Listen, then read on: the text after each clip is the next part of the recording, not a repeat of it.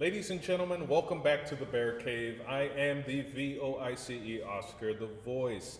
Now, last time we didn't really get to do a full interview with her, but today we got the place covered. We have security on every corner. No one's coming to interrupt you today. Masha Slamovich, how are you? I'm doing a lot better knowing that no one's gonna barge in here and interrupt our conversation. So why don't we get started? I'm sure you have a whole array of questions that you're ready to ask me, so bring it on, Mr. Voice. Well, the thing with Honest John, I apologize. That won't happen again. But yes, I do have some questions. You are known to the world as Russian Dynamite.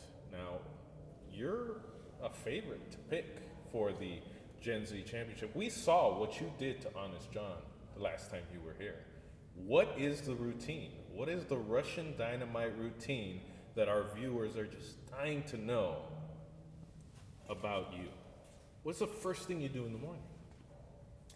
Well, the first thing I do is I go and start my day with a nice workout.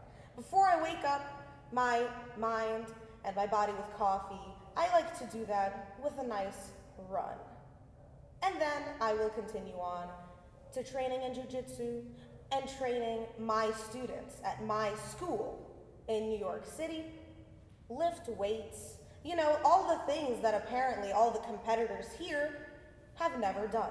I mean, have you seen Honest John? Does he look like he's ever picked up a weight in his life? I didn't think so.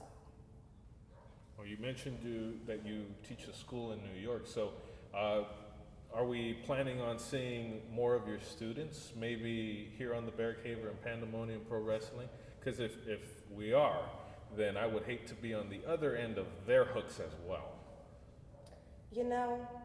Once I take out all the trash in this roster, I'll be more than happy to provide you wrestlers who are qualified to be in this promotion and in the running for the title that is still missing and not sat here next to me where it should be.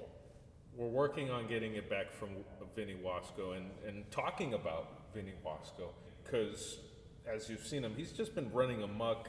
How do you mentally and physically prepare for that type of competition? I don't think that I need to mentally or physically prepare for this Vinny. I think you need to get a better roster who can stand up to this lunatic running around stealing championships and punching people in the face during interviews. Why don't you fix things around here and then come ask me how I'm going to mentally prepare? Well, as you've seen, he's been running amok. It's very hard to control a competitor that's that much just... You said you had security here everywhere. What's the issue? Are they incompetent like your wrestlers and like yourself? He took out security, he took out management, he almost took me out. I mean, a fly could take you out, but all right.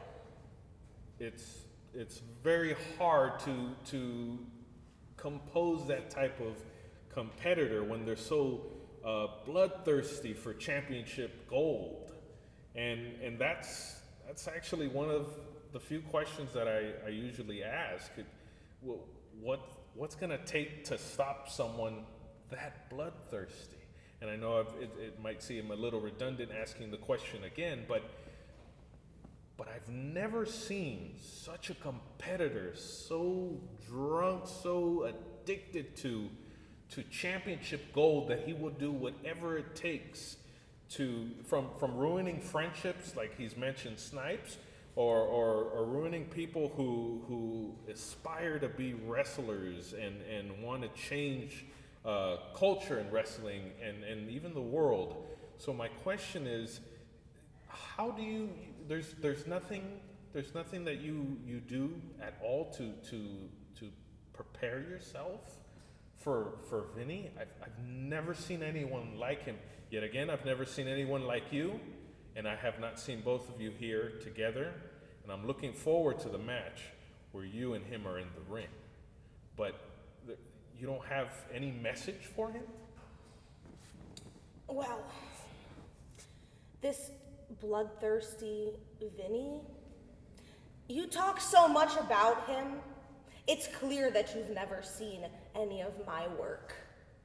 You say that he's bloodthirsty, and he's thirsty for championship gold, and he's gonna cut down friendships.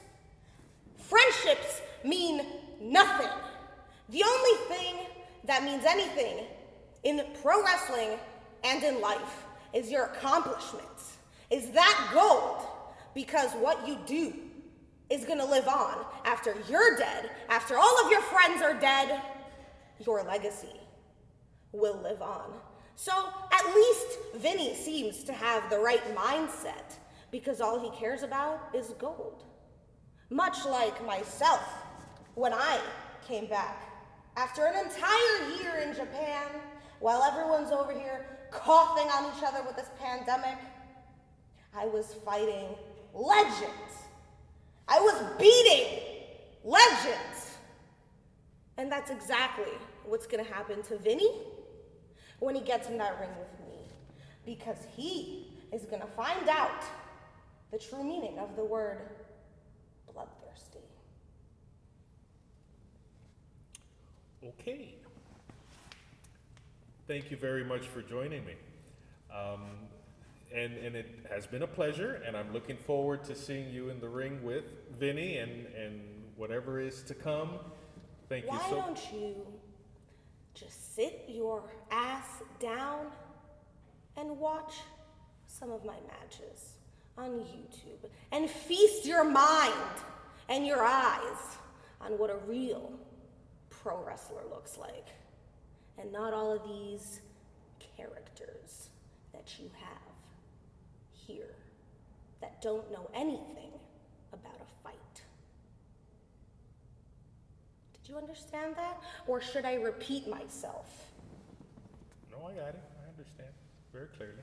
Thank you very much. I will do my research and look it up and watch everything. And thank you so much for joining me here on the Bear Cave, ladies and gentlemen.